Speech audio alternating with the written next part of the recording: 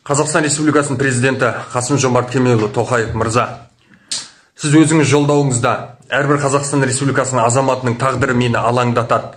Бұл жаңа Қазақстан әділетті болады және де елдің сөзін тыңдайтын мемлекет болады дедіңіз. Осы сөздерді негізге алып, мен сізге ұсыныс тастағым келіп жатыр.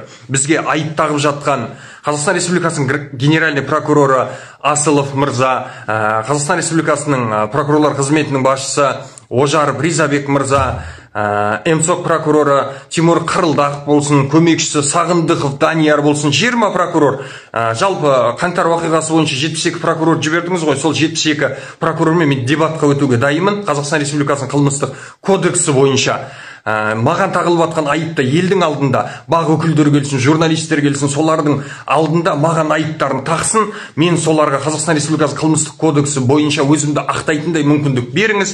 Заң бойынша мен өзімді ақтап алайын. Бір жылдан астам уақыт өтті, темір қапаста отыра беріп, жайдан жай ғұмырымыз өтіп бара жатыр.